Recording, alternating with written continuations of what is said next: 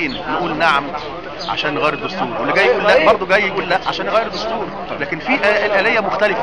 انا اقول نعم عشان خاطر انا عارف ايه اللي بعد نعم، في ترتيب وفي اولويات بتحصل. لكن انا لو قلت لا عشان اغير الدستور انا مش عارف ايه اللي هيحصل. انا هقول لا عشان خاطر المجهول؟ لا، انا اقول نعم عشان عارف ايه اللي بعد نعم. لكن انا لو قلت لا انا مش عارف ايه اللي بعد ده.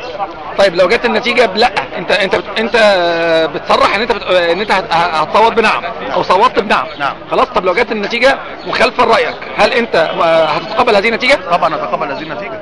طبعا اتقبل هذه، لان بص كل واحد يقول طيب. نعم. طب هتكمل مع الناس المسيره، ولا هتقول لا انا كان رايي لا نعم هكمل معاهم، لان حتى اللي بيقول لا برضه هو برضه بيقول لا لصالح البلد برضه. نعم. هو دي من وجهه نظره، هي دي من وجهه نظره، فانا لا احجر على وجهه نظره. هو لو قال لا والنتيجه الاجماليه قالت لا يبقى انا مع لا لغايه ما نوصل طيب انت حضرتك ايه رايك في المشهد اللي انت شايفه دلوقتي دوت، مشهد الجميل دوت الرائع؟ هو مشهد رائع وبيعبر عن اصاله الشعب المصري، ولازم الناس كلها تثق في الشعب المصري ان هو قادر على ان هو يختار حياته بارادته بدون تزوير وبدون اي، ويختار من يمثله تمثيلا حقيقيا. نعم. شكرا يا استاذ طارق، شكرا.